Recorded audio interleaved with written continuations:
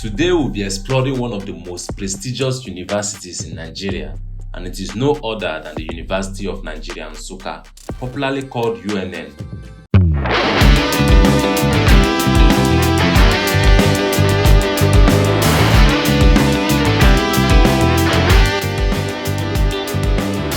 Located at Nsukka in Enugu State, the university sits on an expansive piece of land, about 871 hectares, making it one of the largest universities in the country. UNN boasts of many records, and many notable personalities in Nigeria and beyond have passed through the four walls of this great institution. Some of the alumni of the school are well-known leaders, professionals, and influencers across various sectors. The university has several campuses and other institutions affiliated with it. Students of UNN are known for their excellent achievements and global recognition. They are fondly called Great Lions and Lionesses. Once you become a student of the university, you are automatically known as a lion or a lioness. This is why you see pictures and sculptures of lions at different corners of the school and even in places leading to the university. As the video progresses, I will give you a brief history about the school.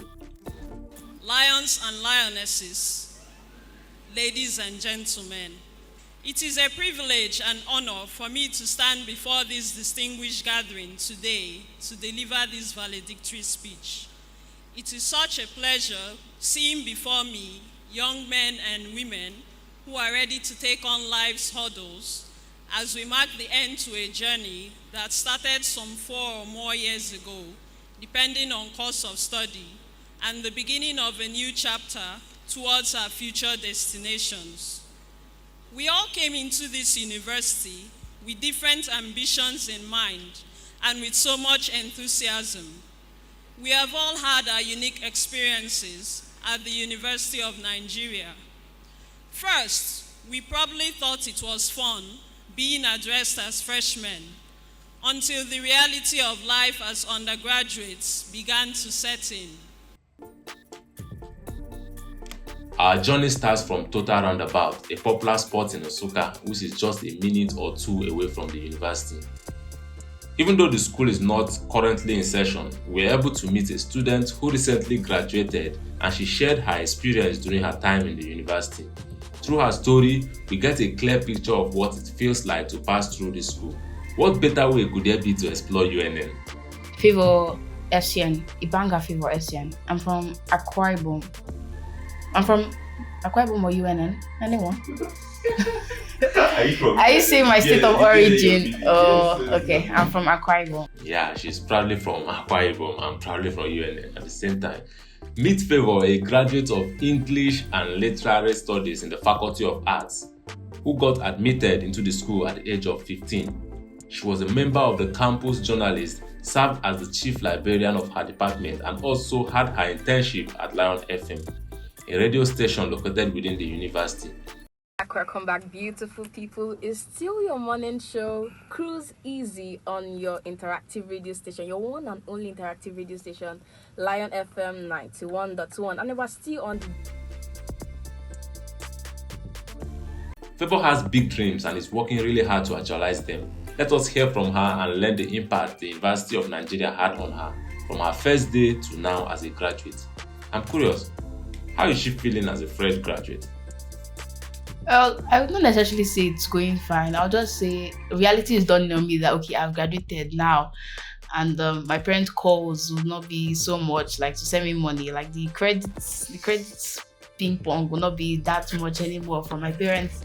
So I have to try to make a life for myself. So like my career is now more glaring. Like I have to put effort to start to earn and to be able to like survive in this country. So I just think that's what is happening to me right now. Yeah, I think the pressure is actually much now because the other day I was just asking some of my classmates, so what's your plans? Some of them are already like, I'll be going abroad anytime soon. Someone was just telling me, okay, my family business, I'm managing it. Someone was telling me I'm CEO of my own business. Wow. And some persons already have where they are working. So someone also told me that she's like already sent her application out there. So you know, that kind of thing. Everybody's already finding a life for themselves, and I just have to meet up, to be able to survive and for the intimidation to not be that much anymore. Just like every newly graduated student, the reality of being fully independent hits hard, especially in a country where daily survival is a struggle. I won't delve into these struggles so we don't digress.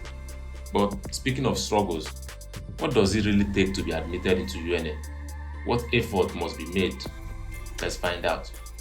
Okay, I guess my story is one of like very smooth. I just wrote my exam, got admission. In short, my parents had to like run everything for me, as in the whole filling up forms. I was like 15.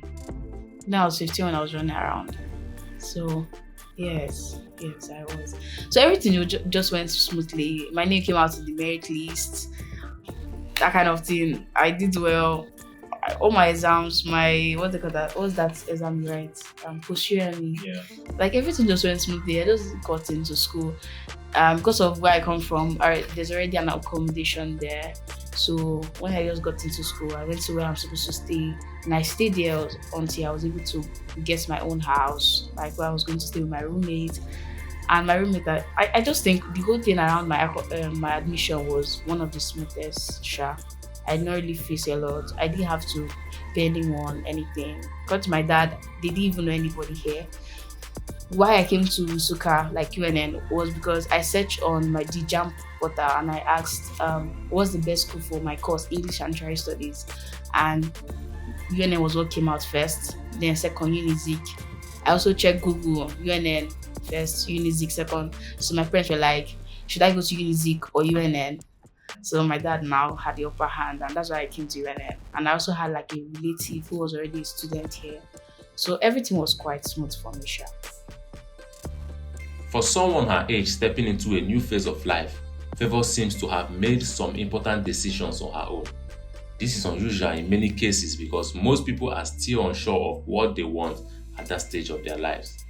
Actually, I think I would really give that a big shout out to my parents because, then in my secondary school, they would say if you did very well in science course, you would automatically go to science. Like art was like the dumping ground for many not so smart students. So I did well in science and I did well in art, and I just told my parents to go to art. And they were even thinking it was law. I said English.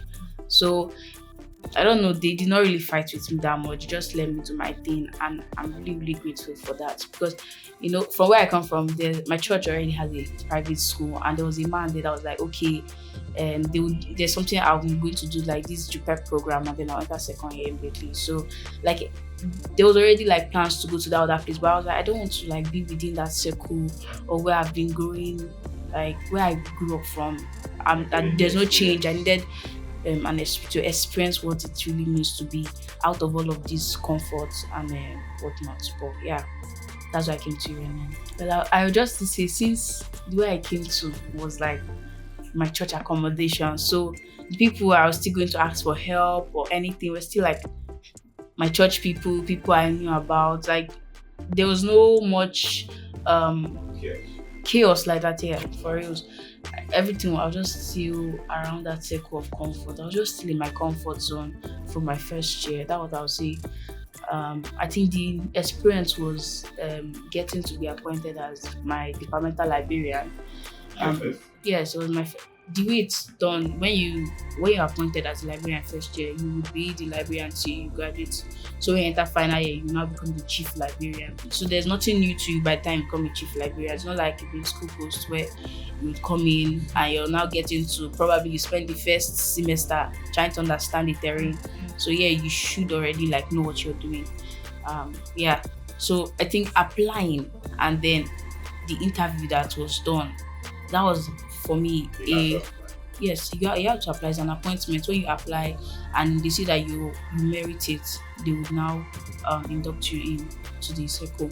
So that application and the rest was it was an experience getting to be interviewed, and I'm very glad that I was able to be honest, as in I just told them what I can do and what I cannot. I was also ready to learn, and at some point I was also punished when I did not handle money well. So those experiences already prepared me on how to handle administrative stuff just for my first year. And then also I was also very eager. I think I had to go to like have this very tush life.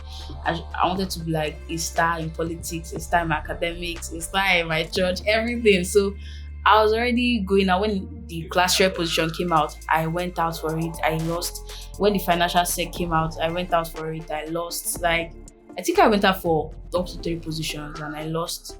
And like I was really, really ready to like get into this school very well.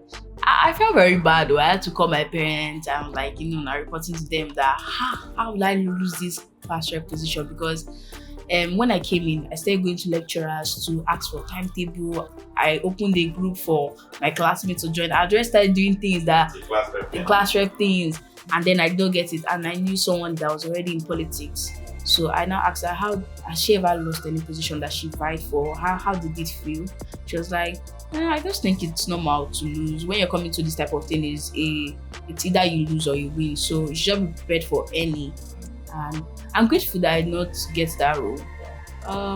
My class rep is really one amazing person, and I've seen how much she has sacrificed. I don't think I would have been able to do that much that she did. So I would say it was all good, but I still think that I should have gotten into other aspect of politics as beyond my classroom. But yeah, that was just it majorly. I was a vibrant girl, and those experiences, taking on opportunities as they come, it was one of the things that opened way for me. Like most of my lecturers that knew me now, most of them knew me from first year. I was always sitting in the front seat, sometimes I was sleeping in class. And I remember one time I slept in the class and the whole class was just silent. My lecturer was not looking at me like this. And I woke up. When I now woke up, it was like, look at you. You're supposed to be SS2 in your mother's house. And then I was bobbing my hair and I was yes. So it was very, very funny. But that's how I was able to grow this relationship with my lecturers, that be like, they are surprised. Sophie, we have graduated like this. It was from there that I got to like get all of these things in place, because I think from second year my life became a bit chaotic. But that first year it was a good how will I say it, welcoming to UNN. As in I got some experience that helped me through my years in school. I think that was just it majorly. And I think the way I appeared when I was much younger, I was on low cut, I didn't put on jewelry, and I'm short. So there was just this sort of everyone to see me as a little girl and wanted to like protect me, take care of me. So they're always trying to give me favors and the rest. Maybe getting into UNN is not as hard or stressful as it looks from the outside, but is staying in UNN easy? But before we find out, I would love to show you some important places and spots you must visit at some point as a lion or lioness, and also tell you a little history about the school. The University of Nigeria Nsukka, UNN, was founded by Dr. Nnamdi Azikiwe in 1955 and officially opened in 1960 as Nigeria's first fully indigenous and autonomous university.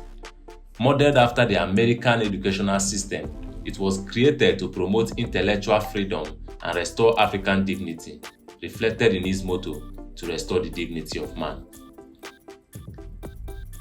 UNN operates on 3 campuses, Nsukka being the main campus, Enugu for professional programs, and Ituku-Ozara for medical schools and teaching hospitals. It has over 15 faculties offering programs in arts, science, engineering, law, medicine, agriculture, education, and more. It is known for significant achievements, including hosting Nigeria's first nuclear reactor and producing notable alumni such as Dora Akunyili, Peter Obi, Chimamanda Ngozi Adichie, Obinna Ihebu, and many others. The university also has a rich student culture, with students proudly called lions and lionesses. The Nsukka environment is peaceful, affordable, and culturally vibrant, making it ideal for academic growth. Today, UNN remains one of Africa's leading universities, maintaining global partnership and contributing significantly to research, leadership, and national development, continuing the legacy of Azikiwe's vision. Now, let's get back to the story. When did things begin to get stressful and disorganized? It began to go wrong in my first year, second semester.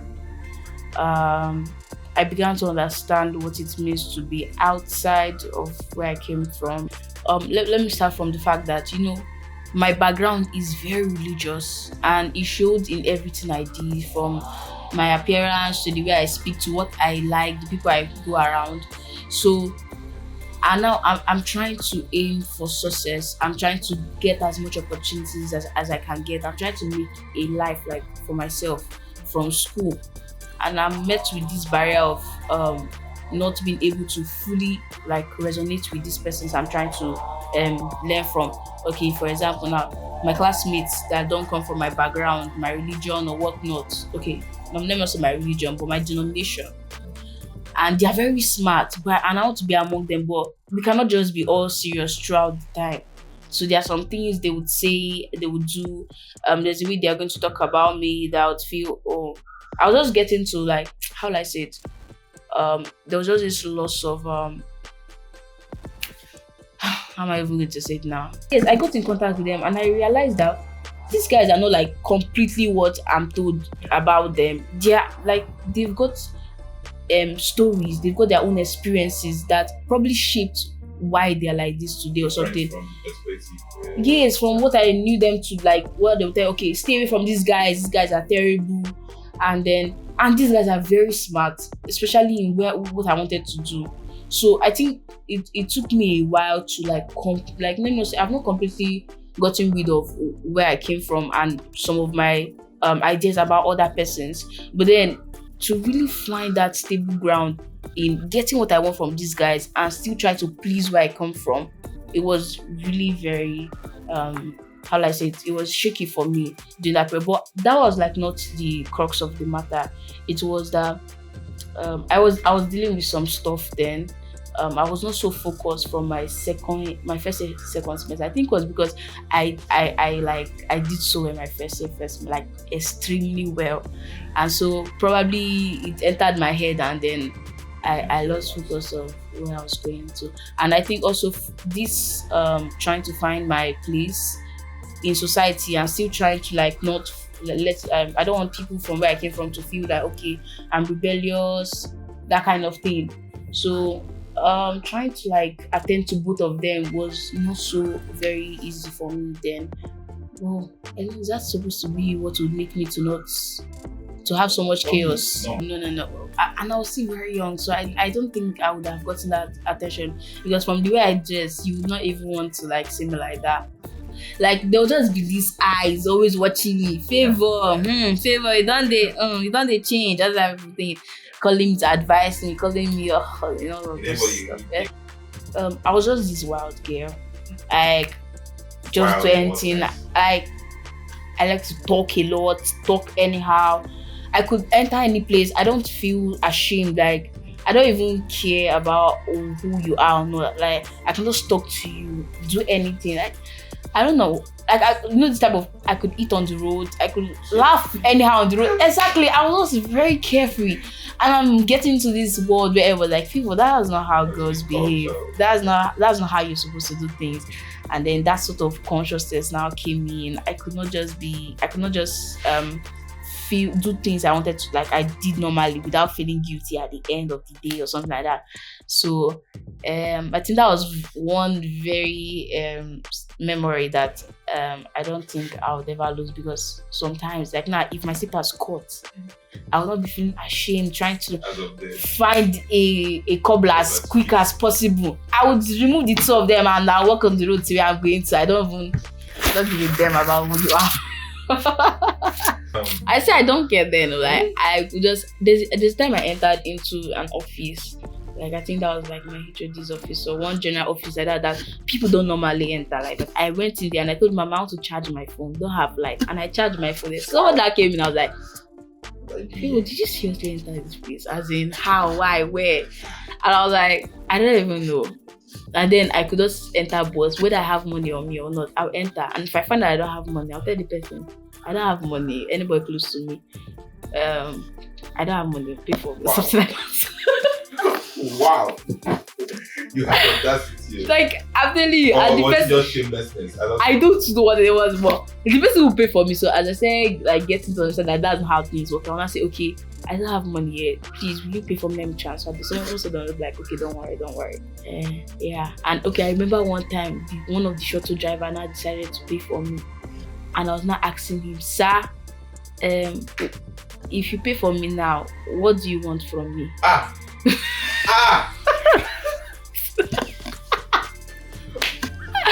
Oh my god! Ah! And the human being was shocked. He just Wow. wanted to help me. And you know, I don't know whether it was what I've always heard, no guys and the rest. So I was like, sir, what do you want from me? Like, is there anything that you want from me if you pay for What's me? the first year, second year? I think it was my first year. Wow. Then he was like, okay, all right now, don't worry. But these days we sit here and like wave, but I don't think you ever forget me. I think people were around. It was a bit embarrassing. And I remember one time again, my lecturer, that was my first year too. My lecturer came into this library. I knew how he was greeting students. He's one of like the friendliest lecturer we have in the department. He was now greeting everybody. He now said, my baby girl, how are you doing? And I said, sir, it's Favor. Whoa. Sir, it's Favor. And I said, he not hear the person. I said, what do you mean? As in how? All my classmates are not sitting down here. He said, sir, it's Favor. It's not baby girl. Wow. I was like, but he was really, really, really very immature. So he was very embarrassed. He was like, bro, like he has children. Like, Yeah. what? Like, so when the guy now left, he was embarrassed. So my cousin was like, even if you didn't like it, you should have just easily gone out later and tell the man that, please, I don't like what you said. Like the way you said that stuff, it does not really sit well with me. I now wrote a letter, I wrote, dear sir, I'm sorry for my gross misconduct, and I gave it to him. I was like, there was nothing for this. He just wanted to like tell me that okay, he didn't even mean anything from that. He was just like greeting students around. He even wrote a recommendation letter for a scholarship. So yeah, we're very cool now. Like there, I just think he understood that I was just in this period of coming of age. All things said and experienced, the journey through this school, as we saw and heard, is not an easy one, but its impact creates a lasting impression on anyone who goes through the four walls of this university. Many students and alumni of this school are always proud of the moments they had here. Surely, for most people, it's a great place and they do not regret their decision to choose this school. Yes, it was. I think this was. Let me not say it was the best decision I made, but it has some flaws in it, But it gave me every experience I would have not if I was within the confine of my comfort or my parents' home. So I think it was one good choice.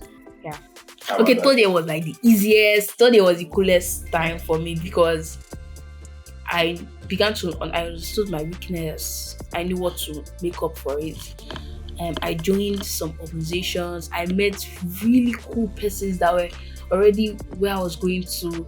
Like, they didn't even need to, my first year, people were just like, this is how you do things. I just saw what they were doing, and I saw how, because of how they carried themselves and what they had in mind, I saw how far it took them, and I just learned normally. So it was really the height of it. I won one speaking competition that brought students from different parts of Africa. I was like the runner-up. So and top guys in the speaking sphere really, they came to my DM and they were calling, like, it was also so cool. They were ready to give me chances to do other things.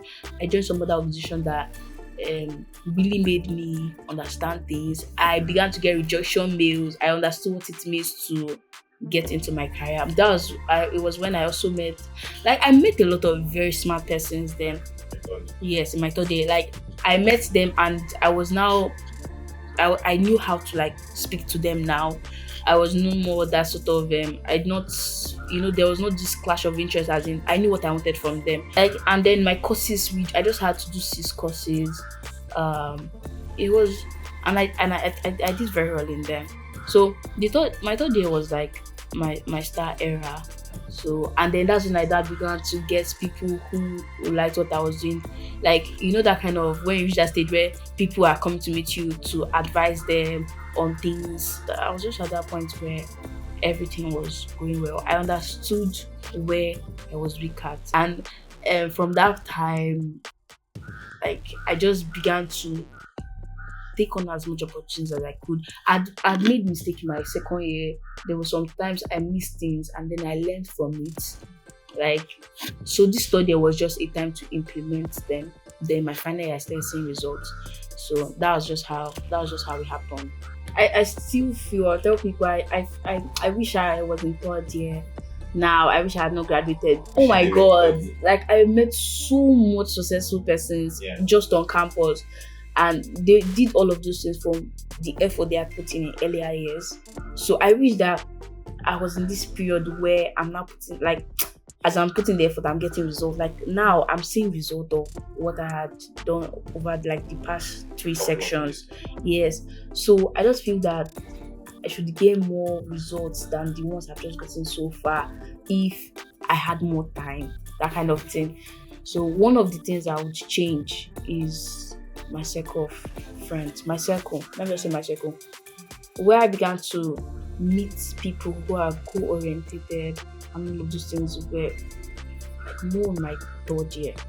And so I just only had like one section, and the section is not even so complete. I just had like just some months to incorporate what they've said and start implementing them. So I wish I had been around this circle that really wanted to achieve things there. Okay, I just saw one essay. I admire people who write a lot. So I just saw one essay competition. There's this 16-year-old girl that won this essay that gave her ₦1 million for her as a prize. Someone else I also know, ₦5 million. That was last week. Now, they are doing well academically. They're doing well in preparing themselves for their career, and they are making money. Like, yes. Oh my God, I just admire those type of persons who are just so very balanced. And it's not as if they are doing too much. They were just consistent in what they are doing. And they were around the right set of persons. There's this organization, like this group I'm talking about now. You see people who have won for years, books they've written. Like, you just have to read them, see what they've done, follow them, and do well. So I wish I was around. I wish I left my comfort zone. There was like this urge to leave my comfort zone very early. And I wish that period of chaos was not like too much, but I mean, it is what it is. And then the second thing, I wish I joined politics. Oh my god, I really wished. There's just this thing about being part of the ALUTA, like whether it's in departmental level or the faculty level or SUG or anyhow. I just feel that I wish if I had joined ALUTA, I don't know, but there would have been this form of representation that I feel when I'm leaving the campus, I feel I would have made a bit of mark.